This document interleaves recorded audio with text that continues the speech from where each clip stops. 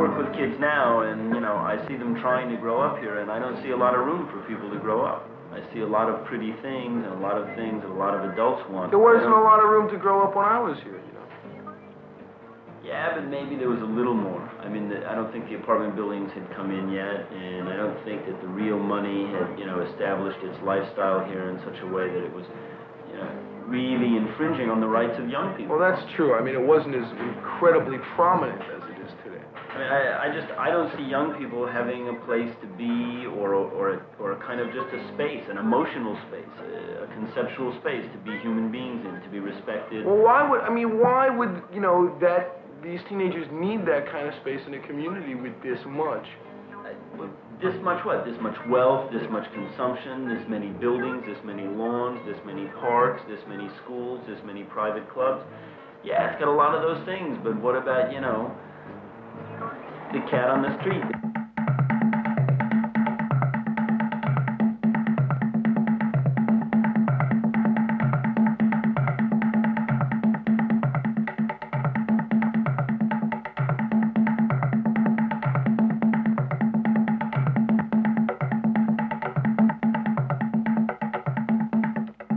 Values have to be respected, and that's what the community looks like, but there has to be some space within those values for new values to develop, and if we don't look to young people for some leadership, we're going to die. It's going to become a decadent thing. Can a teenager accept anybody's territory but his own? Maybe, maybe not. I think that a teenager shouldn't have to share his territory. I mean, what is a teenager? It's just somebody who's not something else. I mean, I don't know that we have to call them teenagers. They're young people, and young people need a place. And just as their parents have bought these fancy homes and these big buildings and put plastic on the couches and color TVs in every room and air condition the place till you think you live in a refrigerator, it's like, you know, I think kids need a place to be productive and a place of their own and a place to begin to discover who they are and what they want to be.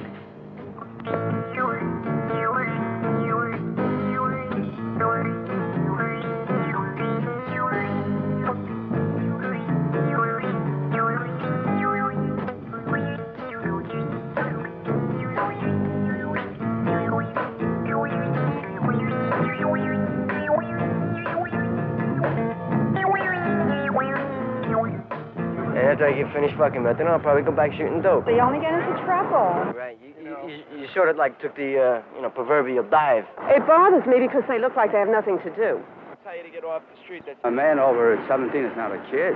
See, kids seem to be lost. They come by here every night and they tell us that we can't hang out here. They say go to the park. So we go to the park and play ball, and then they come by and tell us that we can't play ball because... Maybe it's a desire just to be together. They don't have any special interests. The avenue blows. Ivan and I was sitting on the steps over there the other night. Cop comes over, shines a light in our eyes. Guy walks over, grabs us by the neck, looks at our arms. Nothing arms. He calls us dirty, stinking junkies. I start walking down the street and he kicks me in the ass, says I'm not moving fast enough. Life is too short to stand around. They should do something for them. I mean, the school doesn't have anything going. Oh, I think there's a great need for that. They built on every available spot.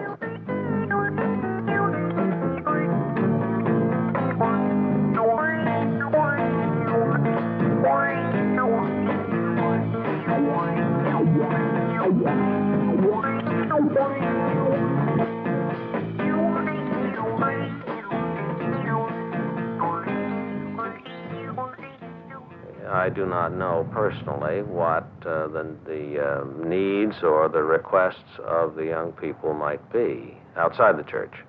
We're in the Jewish business, so to speak, you know. Both corners converge, man. You know, you used to have the Jews over here and the Irish over there. Now you have the Jews and the Irish. Now you have the Jews and the Irish dope fiends, man. You know.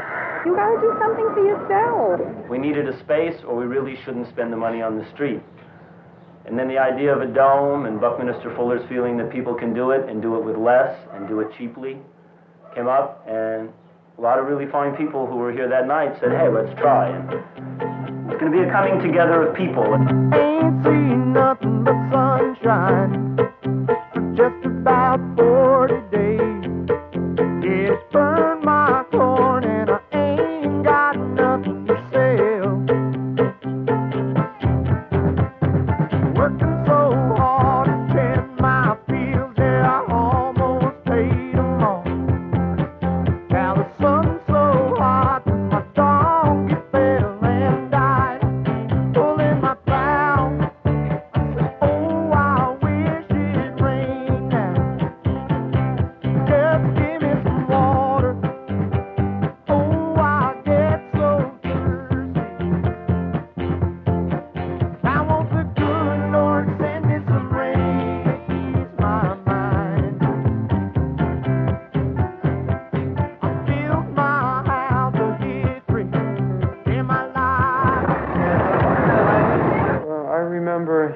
beginning how we used to wake up in the tents that we were using to camp out there, take the blueprints and figure out on the soil exactly where all the foundation poles would be.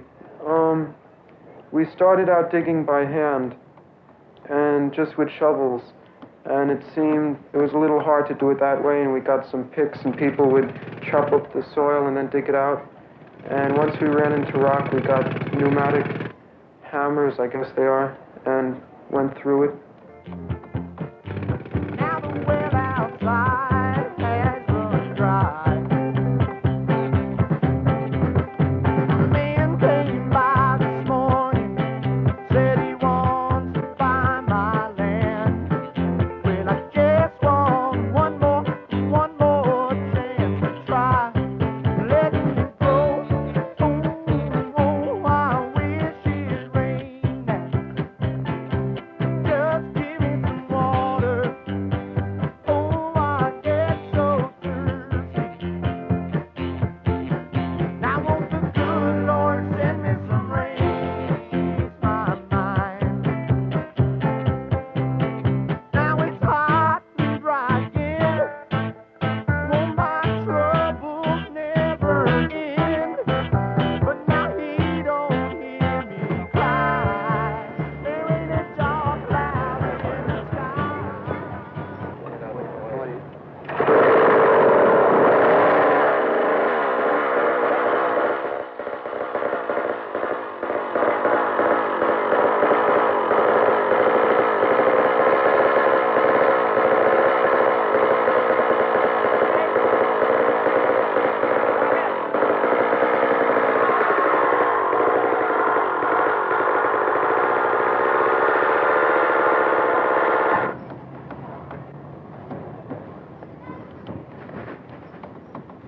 This is the first positive, constructive project that I have seen done here. You can take all your Johnson Avenue cleanups and all your park cleanups and pick up papers, because the next week it's dirty again.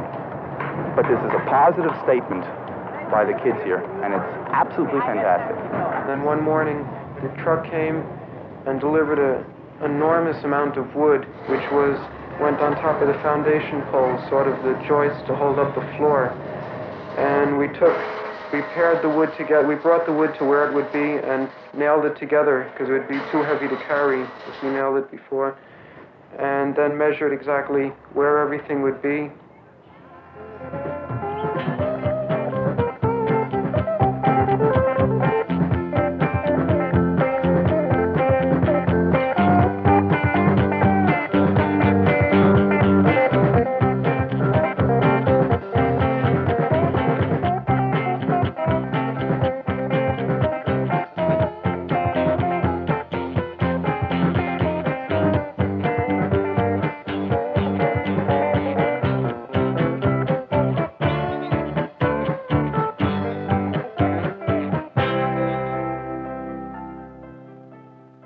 We put main beams in the floor. Then, attaching the beams to each other, we used smaller boards and 2x6s.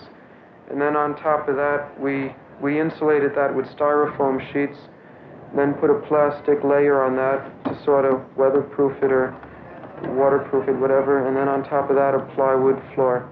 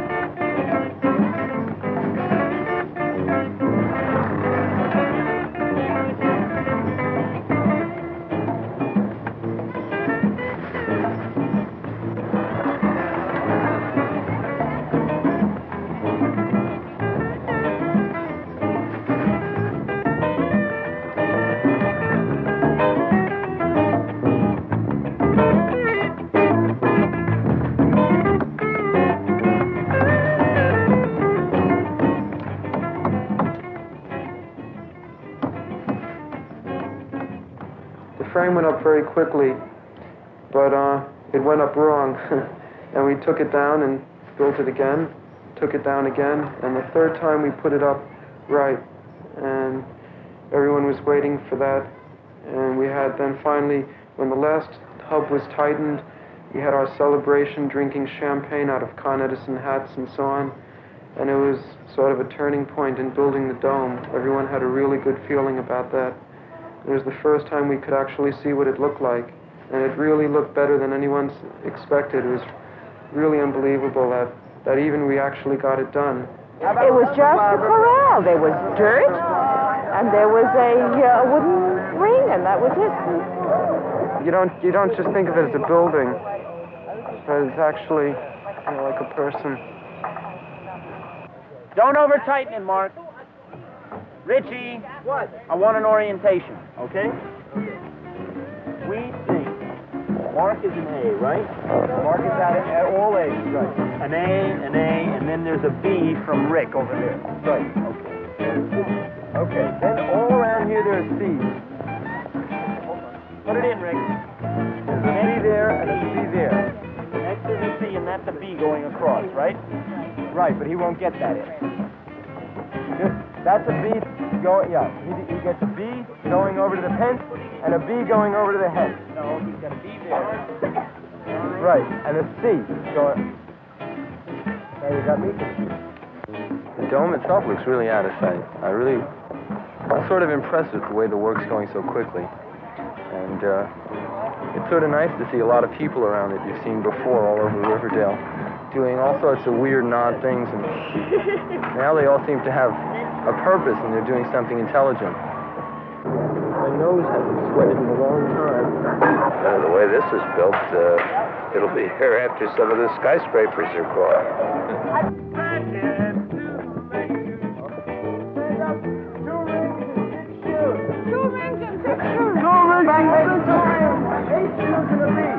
I'll go get it.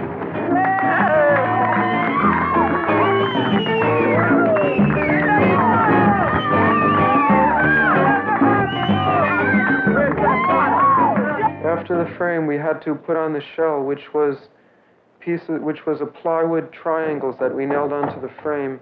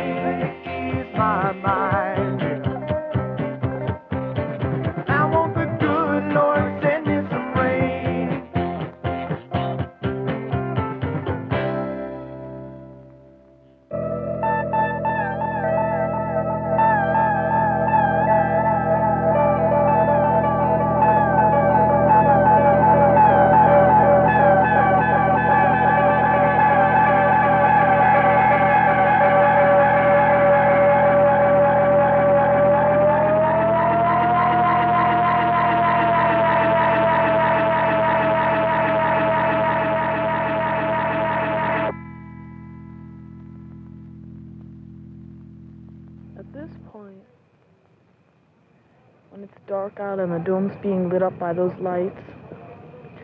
It's more than all the technical garbage that we've been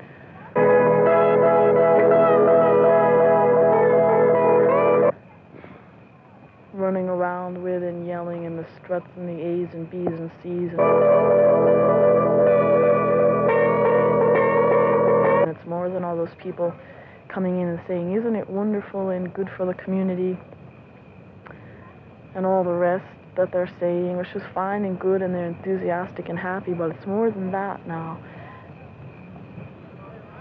It's poetry and it's music and it's bigger than all of us, and it's all of us in there and all those nails that each of us hit in, and it's amazing and very moving. God, I don't believe it.